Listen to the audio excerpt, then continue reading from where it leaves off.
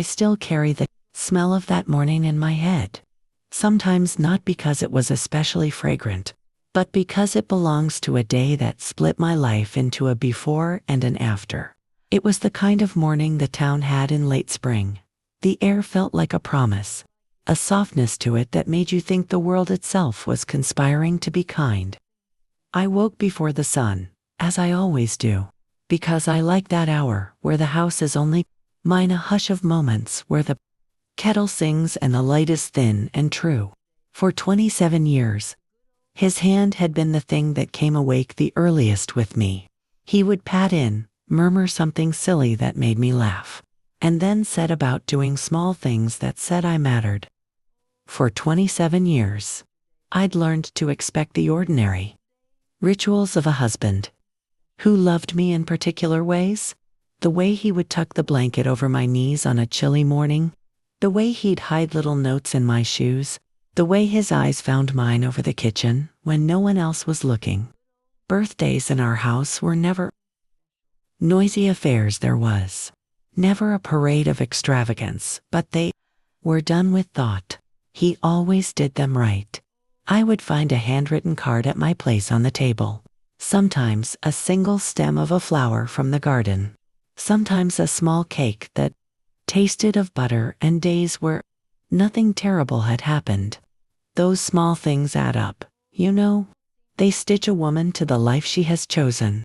They are the quiet verbs that make a marriage feel like home instead of a set of shared bills and obligations. That morning I moved through those familiar motions with a kind of lightness I hadn't had in months. I hummed the one tune I hummed when I was happy. The one my mother taught me when I was little. The tune that used to make our daughter crawl across the floor to dance on my toes. I set the table slowly, like I was making an altar for ordinary life. I cut bread and butter. I fried eggs till their edges were a small crisp. I sliced mangoes because he loved mangoes in the summer, and I wanted to please him. I boiled coffee that filled the kitchen with a warm breath. When I looked at the table, at the little place I had set for him with his mug waiting and the napkin folded the way he liked it, I felt a kind of foolish happiness. I put on my favorite dress, the blue one with the small white daisies, the dress he once said made my eyes look tender. I thought of the way his face would light up when he saw it, the way he would probably tease me about the thrift shop where I'd bought it years ago and how I'd pretend I was offended. All of that was small tenderness. All of that was life. I waited on the stairs.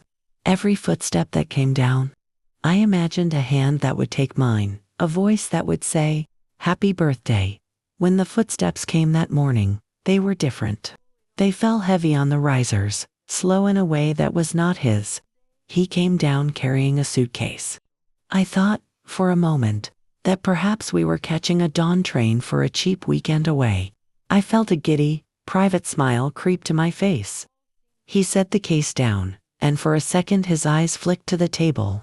Then he looked at me, and there was something like a stranger in the look he gave me. There are sentences that stop time. I remember precisely the way the words landed in the room. "I'm leaving," he said. Not a speech. No warning. No trembling preface. Those two words were a kind of violence. He didn't add a softener. Didn't say for a while. Didn't pause for me to understand. He said, calmly and plainly, "I'm leaving," as if one could announce a small errand and come back with bread. The floor felt impossible under my feet.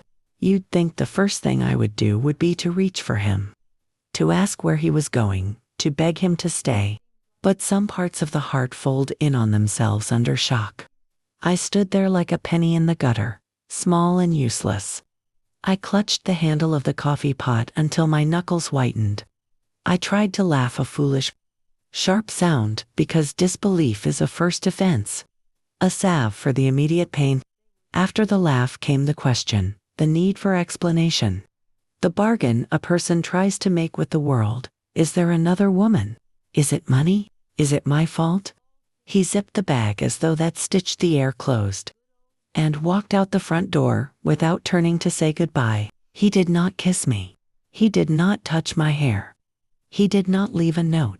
The sound of the door closing was a punctuation I have not forgotten, a small, absolute noise that separated the life I had known and the one that followed. For a long while, I simply stood there, heels pressed into the mat, the whole house coughing with silence. I remember the way the sunlight slanted through the curtains and looked like the last ordinary thing I would see for a while. People always tell you it will pass, that the first days are the worst and then something gentler will come. But those first days are a small war. The hours twist and stretch, and you find yourself doing things by reflex, calling the bank to check nothing, walking through closets in a dazed way, as if the suitcases will tell you a secret, smoothing bedding you no longer share. My hands shook when I finally sank to the kitchen floor. The cake I had bought the night before sat on the counter, silent and ridiculous, its candle unlit. I pressed my forehead to the cool tile, thinking of all the little rituals he had performed that told me I mattered. They were all suddenly rendered meaningless. He had taken with him not just his clothes and his toothbrush, but the private language of our life, the jokes, the abbreviations, the ways we ordered each other about like lovers, the tiny vandalism of mutual patience. And without that language, the house felt enormous and hollow. Neighbors drop in sometimes without knocking because we had taught them it was always okay. The door often unlocked, the kettle always on. That morning, the kettle seemed like the last inhabitant who did not yet know we had been broken. I sat there until a knock came at the door. It was middle-aged Mrs. Calloway from across the way. She is the sort of neighbor who knows everything from the color of your curtains to the way you prefer your tomatoes. She knocked and came in with a face like a woman carrying a secret she felt ashamed to own. She did not bring sympathy with the bluntness of a sermon. She brought the careful kindness of someone who understood the human cost of surprises. "I'm so sorry," she said, and sat opposite me with both hands wrapped around a cup of tea she had carried. "He was here this morning with a suitcase. He left." "I'm sorry, dear." She spoke slowly, not to shock me further, and her words fell on the kitchen tiles like pebbles. That evening turned into a long blur of calls. I could not bring myself to make my daughter, my brother, old friends. I wanted the warmth of the people who knew me. But phone calls feel like announcements of collapse. I kept imagining him in some hotel room, opening his suitcase and finding that habit is a creature that can be packed and shipped and carried into another life. But that image was only a cheap attempt to make sense of the senseless. Then the town said the thing towns say when a small private calamity becomes its own public ripple.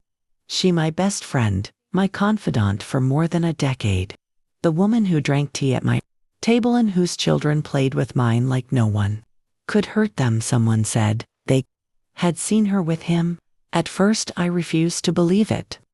Denial is a slow, sprawling animal that eats small facts to survive. I told myself she must have been consoling him, or the two had run into each other by coincidence at the marketplace. Surely there were explanations. But people are like threads in a fabric. Pull one and you reveal the whole weaving. I remember the precise indignity of that humiliation. An afternoon when a neighbor, Miss Lorraine, came to the porch with a face like a stolen confession and said, "I saw him the other day, holding hands with Claire." Claire. That name used to make me think of shared laughter and recipe swaps and late nights crying over men we'd loved and lost. It was the name of the woman who had taught me how to braid my daughter's hair when the hands of the world made that impossible. Now, it was the name that punched a hole in my chest. I replay the scenes back in my head sometimes. Not because the pictures help, but because they are stubborn and refuse to lie down. I remember Claire at my table with her hands wrapped around that chipped mug, her eyes bright as she told me about the new book she was reading. I remember her voice when my daughter was born and how she kissed my forehead like a sister. And the betrayal is not merely one of blood or preference. It is crystalline and cruel because It involves someone who held the map to my life in her hands and then turned it into a strange terrain. There is a particular kind of grief that comes from learning someone you entrusted with your small sorrows was also, in secret, complicit in your undoing. You ask yourself, over and over, how you missed it. There were signs, yes, the hurried texts she would hide, the sudden absences, the excuses that stacked one on top of another like a small, crooked wall, but those signs were the kind you rationalize away because loving someone is a practice in faith. You do not want to believe the person who gathers your children's crumbs into the palm of their hands could also be the one setting fires under your feet. That afternoon, I sat with the evidence of a life undone, the empty chair that had once been his at the head of the table, the unopened mail in the hallway, the little note he had left me years ago that said, "I love you," in that hand that had once seemed unassailable. And I felt the way the story of my life tilted. For a while, I wandered through the house trying to understand how love, which is in many ways the most ordinary of labor, could be so casually flighty in the face of a human being's choices.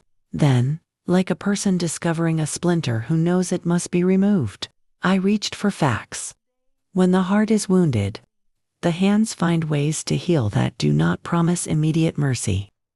Mine reached for paper and accounts, for the small traces men so often leave behind when they mean to make exits. Signatures on bank forms, receipts with different names, hotel reservations that do not belong to business, numbers that suddenly do not add up. I will not pretend the next months were easy. There were afternoons when the house seemed to store all my grief like a cold stone, and I could not bring myself to move from the couch. There were nights when I wrote letters to myself and burned them because I did not want anyone to read the raw pages of my life. Yet there was also an odd kind of lucidity that came with the shock. I began to pay attention to what I had let slide. I found bank statements in drawers that did not match the bills we had paid. I found a small ledger, folded and hidden, that recorded deposits in ways that were private and purposeful. There is a certain satisfaction in spotting the mechanics of deceit. It does not undo the shame, but it gives a woman tools. Evidence becomes a kind of armor against the chaos of emotion. And so, I made my list. Not a list of revenge. That sounds too cinematic and angry. It was rather a ledger of footsteps, what I would do to stand on my feet again. I would not let this be the narrative that ended with me diminished. Perhaps that was pride. Perhaps it was refusal. Either way, I began to gather the things one gathers when one intends to live: names, contacts, documents. A lawyer who could speak plainly without making promises that tasted like sugar. It felt like reclaiming a small patch of the world by remapping it in my own hand. I had been taught to be a woman of hospitality, of yielding. Now, I learned to be a woman of claim. Even in those early days of gathering evidence, there were moments too tender to wrench from memory. Once, while sifting through old photos, the faded, sun-bleached kind that smell faintly of decades, I found a picture of my husband and me at the pier. Pre-daughter, young and ridiculous. We were both laughing at something that seems now almost foreign. My hand paused there, on the glossy paper, and I let my fingers trace that younger face like a supplicant. I am not cruel. I remember the man who made me laugh with a grin that lit up the room. I remember the nights he sat with me when the fever ran high and we stayed awake watching the dark. Those memories are not erased by betrayal. They are complicated treasures, part of the proof that humans can be both terrible and tender in turns. In time, with small, steady motions, I took back the parts of my life that were mine. I closed accounts in which my name had been erased by someone else's hand. I put a lock on the drawer where I kept the passports and the small papers that matter in a life. I wrote out the will in a way that left no loophole for a manipulator. These acts are not glamorous. They are the slow, necessary work of a woman who refuses to be erased. They make no headlines. They do not inspire applause. But they make a foundation. And sometimes, in the evening when the light is thin and the house is quiet again, I sit by the window and think about the hours before he left, the way he used to say my name like a hymn, the way our daughter would snore with the small peace only the young possess. Pain does not always arrive as a thunderclap. Often, it is a silent thing that lives for years in the margins of dinner, conversations, and holiday cards. The day he left was the thunderclap. It revealed the quiet storm that had been building in the underbrush for longer than I had known. I am not a woman who tells her story for pity. I tell it because there is a strange wrongness in letting lies have the final sentence. I spent months rebuilding, learning to say no to the idea that being tender to others meant you had to live with the cost of their betrayals. I learned to let the house be mine again, not simply an echo of a marriage. I learned to keep my birthday as something for me, not a calendar day that belonged to someone else's whims. The little rituals returned, not as a striving for what had been, but as a making for what will be. I would put fresh pansies in the window each spring, and when the sunlight hit them, I would think of the day I finally decided to be more myself than the role someone else had written for me. The morning after he left was worse than the leaving itself. People think the breaking point is when a husband walks out, suitcase in hand. It's not. The true breaking point is waking up to an empty house the next morning and realizing this is not a dream, that the pillow next to you is still cold, that there will be no footsteps, no rustle of newspaper, no joking complaint about how the coffee is too strong. It's the silence that ruins you. The silence and the slow, terrible understanding that this is your new life. I sat at the kitchen table for hours that day, staring at the cake I had bought for myself because there had still been part of me that believed he might come back before nightfall, that he might appear sheepish and say it was a mistake, that I could forgive him and we would return to the steady beat of ordinary love. But ordinary love does not survive that kind of wound. I cut myself a slice anyway, ate it standing at the counter with my fingers, and cried so hard I thought my chest might break. People started coming by, family, neighbors, people who had heard the news through the whisper network that small towns are so good at running. They came with pity in their eyes, which I hated, because pity is a kind of soft cruelty. It reminds you of the story you didn't want to be in. They asked questions. Where had he gone? Was I okay? Did I need money? Could they call someone? And the entire time, I wanted to scream that none of this mattered, because the man who had been my entire life had gone and he had taken the air with him. Then came the real blow. 3 days after he left, I saw them together, him and Claire. My Claire, my best friend who had sat with me through miscarriages and fevers and that terrible winter when we couldn't afford heating, and she brought soup every night for a week. I saw them walking down Main Street in broad daylight, his hand on the small of her back like it belonged there, her head thrown back laughing at something he said. It wasn't just betrayal, it was brazenness. It was a performance of happiness in front of a woman whose heart they had broken. And then I heard the rumor. He hadn't just left me. He was going to marry her. On paper it was almost absurd, a woman left by her husband only to see him marry her best friend weeks later. But this was no TV drama. No sensational story told over wine. This was my life. This was my humiliation in real time.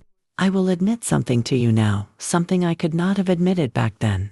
For a few days I thought about leaving town entirely, just packing what little dignity I had left, getting on a bus, and disappearing to some place where no one knew my name or the look in my eyes. There is something seductive about the idea of starting over, of wiping the slate clean. But there was also something stubborn inside me, maybe pride, maybe anger, maybe the spirit of every woman who has ever been underestimated that said, no. You will not run from this.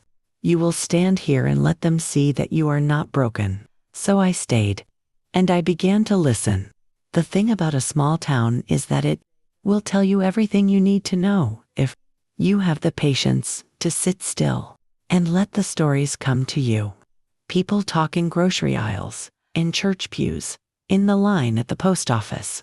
I pieced together the truth like a quilt, not from one person, but from a dozen little scraps of gossip. They had been seeing each other for nearly a year behind my back. There had been nights when Claire had come over to my house to check on me, when really she was using the opportunity to see him. And worst of all, they weren't just marrying, out of passion or love or some wild, romantic impulse. They were marrying because he had already moved money out of our joint accounts and into hers. He had been preparing for this life with her long before he told me he was leaving. I was not just being abandoned, I was being replaced. And so I made my decision. If he thought he could humiliate me quietly, if she thought she could take my life and wear it like a dress that fit her better, then I would show them exactly who I was. I would not throw plates. I would not scream in the street. I would be clever. I would be precise. And I would do it all in a way that no one could forget. The first step was the lawyer, a man named Ellis, who had handled our wills and property taxes for years. He was a good man, quiet, no nonsense. The kind of man who read every document twice before putting his name on it. He didn't treat me like a woman unraveling. He treated me like a client with a case to win. Together, we went through every account, every document, every piece of paper that could tell me where my money had gone. And we found it: transfers, withdrawals, new accounts that had Claire's name on them. My husband had been funneling our savings, my savings, into a future that did not include me. Ellis was calm about it. I was not. I remember sitting in his office, my hands shaking, as he explained what we could do legally. We can freeze the accounts, he said. We can stop the transfer of property. We can make sure you're not left with nothing. And for the first time since that morning on the stairs, I felt something that wasn't grief. I felt power. Small, fragile power, but power nonetheless. For weeks I worked quietly, like a woman building a case. I gathered evidence. I made copies of documents. I took photographs of things that might disappear later. I found receipts, text messages, anything that proved what they had done. I kept it all in a box under my bed, the same way I once kept love letters from him when we were young. There was something poetic about that, the same space that once held proof of our love now, holding proof of his betrayal. And all the while I waited. I knew the wedding was coming. You can't keep that kind of thing quiet in a town like ours. People whispered about it at the hairdressers, in the church parking lot, even at the pharmacy. Did you hear? They'd say, he's marrying Claire. And they would look at me, waiting for me to cry, waiting for me to break. But I didn't cry. Not then. I just smiled, the kind of small, dangerous smile that says, just wait. The day of the wedding came. I woke up early, put on my best dress, not black, not something funereal. No, I wore red. Bright, unapologetic red. The color of power, of blood, of women who do not hide. I drove myself to the church, parked the car where everyone could see it, and walked in with my head high. You have to understand, no one expected me to show up. They thought I would hide at home, nursing my wounds. But I walked down that aisle, not like a mourner, but like a witness. People turned in their seats, whispering. Claire saw me first. Her face went pale, then flushed, like she had been caught doing something wicked. My husband, ex-husband, really just stared at me, as though he couldn't quite believe I was real. And then I did what I had been planning for weeks. I took the box of evidence from my bag, the receipts, the bank transfers, the photographs, and I placed them on the altar. I didn't scream. I didn't make a scene. I simply said, you may want to see who you're marrying before you say I do. And then I walked out, leaving the church in stunned silence. I don't know what happened after that, whether the wedding went on, Whether the guests stayed, whether Claire cried or shouted or ran away, I didn't stay to find out. That wasn't the point. The point was that I had taken back the narrative. I had made sure that the truth was seen, that the lies were laid bare where everyone could witness them. And as I drove home, I felt something I hadn't felt in months. I felt free. You would think that after doing what I did, walking into a church full of people, placing the evidence on the altar like a priestess of justice, and leaving them all to sit with the truth, I would have felt nothing but triumph. And for a few hours, I did. I remember driving home with the windows rolled down, the late summer wind whipping through my hair, and feeling something I hadn't felt since before that terrible birthday, alive. Not happy, not yet, but alive in a way that was almost startling. My heart wasn't just beating, it was pounding, as though reminding me that I was still here, still capable of doing something other than cry. But the high didn't last forever. It never does. When the adrenaline faded, I was left with the quieter, more complicated emotions, the ones that don't fit neatly into a single word. Was it pride? Yes. Anger? Absolutely. But there was also grief, and shame, and something else that I think only comes when you've been publicly betrayed.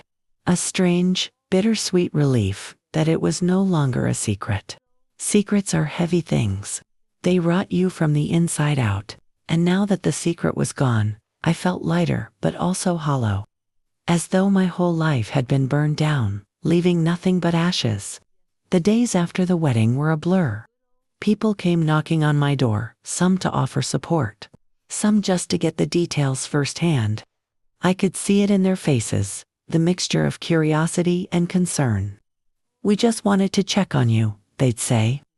But what they really meant was, "Tell us everything." And sometimes, I did.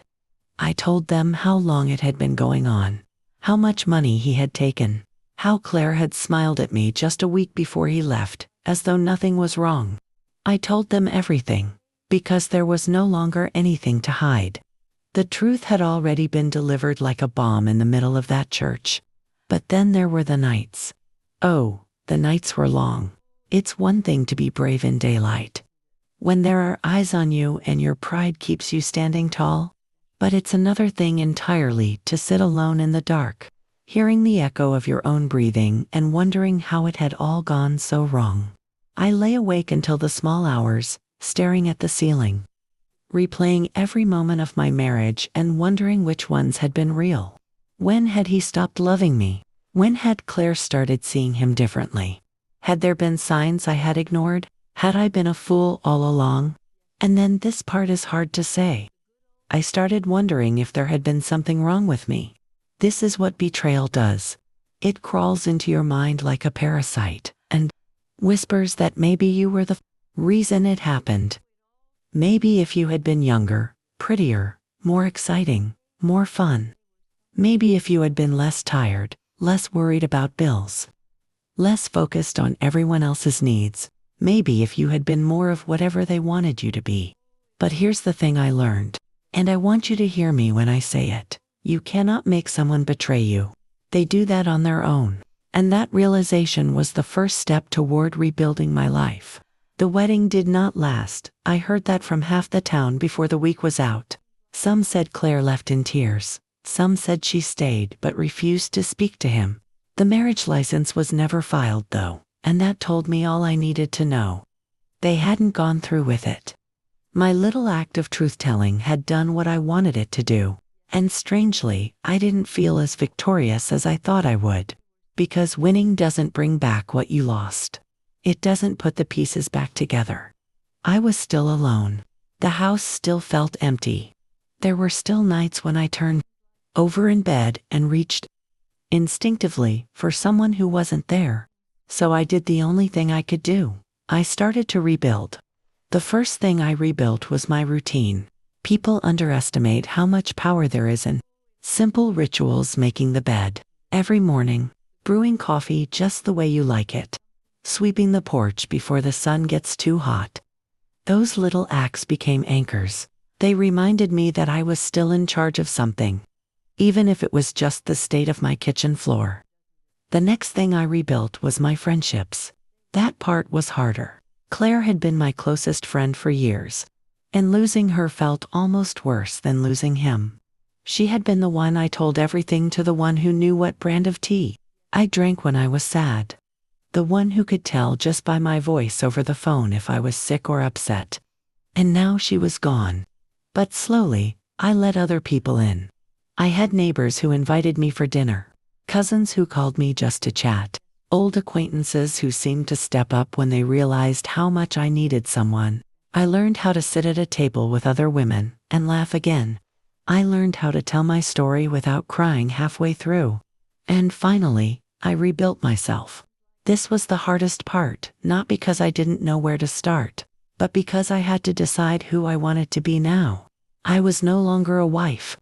I was no longer a woman who trusted without question. I was someone who had walked through fire and lived. I started small. I took long walks by myself, rediscovering the roads I had once driven down without really seeing them. I bought myself flowers, just because. I read books late into the night. I even learned how to fix the leaky faucet in the kitchen, because I didn't want to wait for someone else to do it. And then, one day, I caught a glimpse of myself in the mirror, really caught a glimpse. Not just the quick glance you take when brushing your hair. And I saw a woman who looked strong. A woman who had survived something that could have destroyed her. A woman who had chosen to stand up instead of stay down. That was the day I knew I was going to be okay.com. Now, when people ask me if I regret what I did crashing the wedding, putting everything out in the open, I tell them no. Not for a second. Because if I hadn't done it, I would have carried the weight of that secret for the rest of my life. And secrets are too heavy for one person to hold forever. I'm not saying it was easy. It wasn't. There were nights when I sat on the kitchen floor, holding a cup of tea gone cold, wondering if I had ruined everything beyond repair. There were mornings when I had to force myself to get out of bed because the grief felt like a physical weight pressing down on me.com. But I also found strength I didn't know I had. And maybe that's the real secret, not the one I exposed that day in the church, but the one I found inside myself. That no matter what they take from you, no matter who walks away, you can still choose to rise. You can still choose to speak. You can still choose to live. It's strange, isn't it, how something that feels like the end of the world can eventually become just a part of your story. For a long time, I thought what happened to me would define me forever. That I would always be the woman whose husband ran off with her best friend. It felt like a scar across my name, something people would whisper about behind my back every time I walked into the grocery store or sat down at church.com. But here's the thing, people have short memories. Or maybe they just have their own lives to worry about. After a while, the looks stopped. The questions stopped. Life, as it always does, moved forward. And I moved forward with it. I wish I could tell you it happened overnight, that I woke up one morning and everything was better. But healing isn't like that. It's not a straight line. It's more like a winding road, full of detours and potholes and the occasional unexpected. There were setbacks. The first time I saw them, yes. Both of them together in public again. My knees nearly buckled. It had been 6 months since the wedding that wasn't. And I had been feeling proud of my progress. I had even gone a whole week without crying at night. But there they were, walking into the hardware store just as I was walking out. They didn't see me at first, and for a moment, I considered ducking behind the nearest display just to avoid the confrontation. But then something inside me, maybe the same part of me that had walked into that church, said, "No, you are not the one who should hide." So I stood there, and when they finally saw me, it was them who looked uncomfortable. My husband, my ex-husband, I should say, gave me this awkward half smile that didn't reach his eyes. Claire, on the other hand, went pale as milk. I nodded at them. Just nodded. And then I walked past them, head held high. I didn't say a word, because I didn't need to. And that was the day I knew I had taken my power back. Slowly, I began to reclaim pieces of myself that I hadn't realized I had given away. I started taking classes, pottery, of all things. My hands were clumsy at first, the clay lopsided and heavy. But there was something healing about shaping something new from a lump of nothing. Something about watching the wheel spin and realizing that, just like the clay, my life could be reshaped too. I also started traveling. Nothing fancy at first, just day trips to places nearby. Small towns I had never taken the time to visit before. Then, a little braver, a weekend trip to the coast.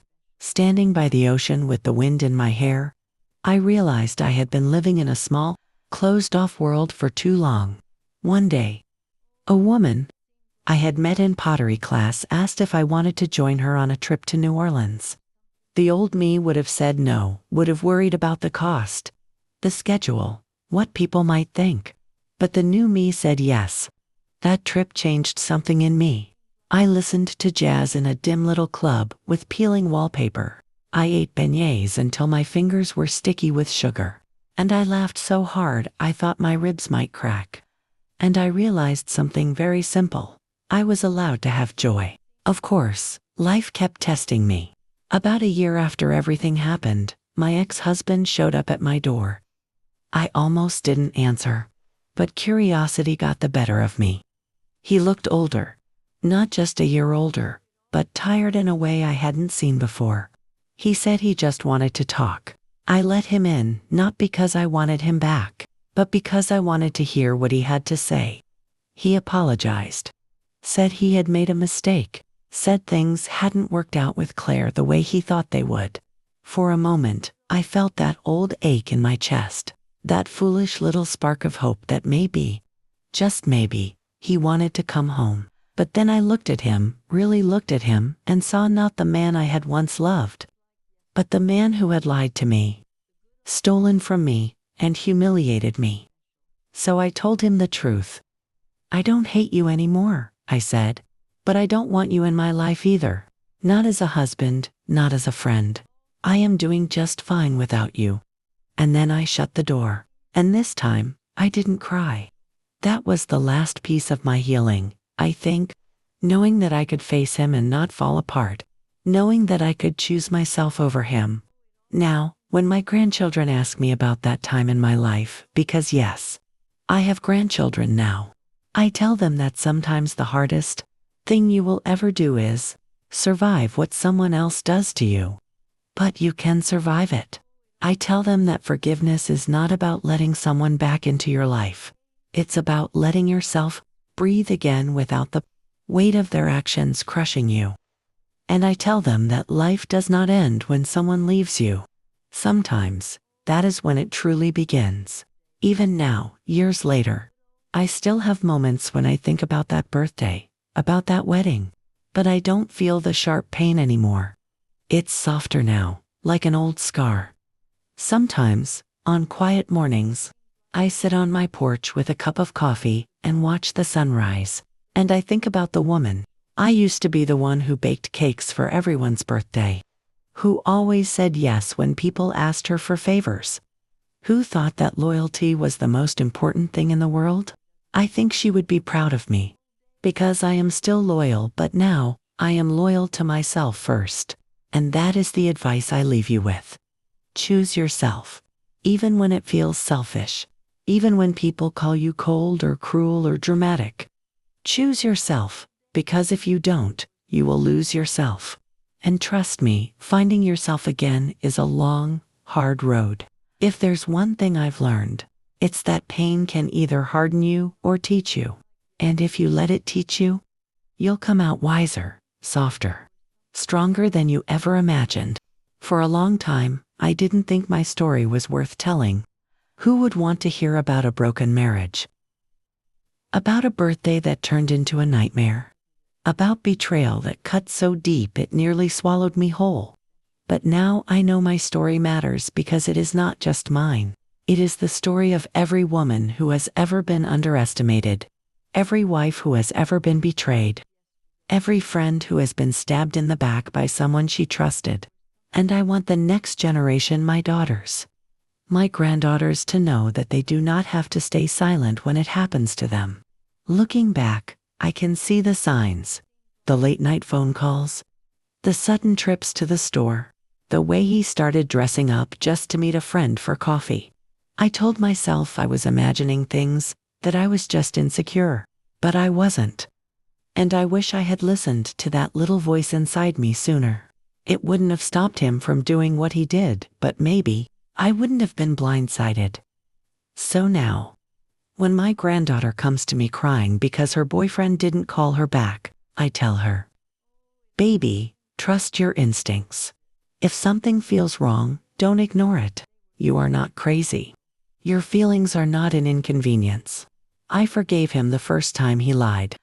I forgave him the second time he forgot our anniversary. I forgave him when he said cruel things in anger. When he stayed out late, when he didn't call, I thought that was what a good wife was supposed to do. Forgive. Be patient. Be understanding. But here's the truth. Forgiveness without change is just permission. If someone shows you who they are, believe them. If they hurt you and they do not make it right, really make it right, they will hurt you again. This is what I tell my daughters now. Your heart is not a revolving door.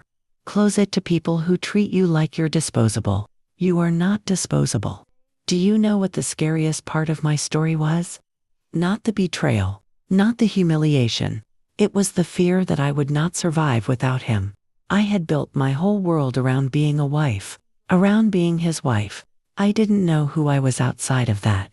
But the day I stood in front of that church, the day I chose myself over both of them was the day I learned I could stand on my own 2 feet. And let me tell you, there is no freedom like the freedom of knowing that you can live without the person you thought you couldn't live without. For a while, surviving was enough. But then, one day, I woke up and thought, is this it? I didn't want to just exist. I didn't want to just breathe air and call that living.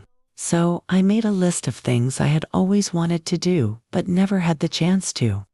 Travel to New Orleans. Learn how to dance. Take a cooking class. Start a garden. And I started checking them off. I burned my old birthday cards. I redecorated my living room. I even changed my hairstyle. Small things, but they made me feel alive again. Do not let the worst thing that ever happened to you be the most interesting thing about you. Build a life so beautiful that it overshadows the pain. I didn't forgive him because he deserved it. I forgave him because I deserved peace. Anger is heavy. Resentment will eat you alive if you let it. So one day, I sat on my porch, wrote his name on a piece of paper, and set it on fire. And I said out loud, "You do not get to live in my head anymore." That was the day I felt free. Let me tell you what my mornings look like now. I wake up before the sun. I make myself coffee strong and hot, just the way I like it. I sit by the window and watch the light slowly spill across the yard. Some mornings, I journal. Other mornings, I pray. Then I get ready and head out for a walk. I pass neighbors who wave at me.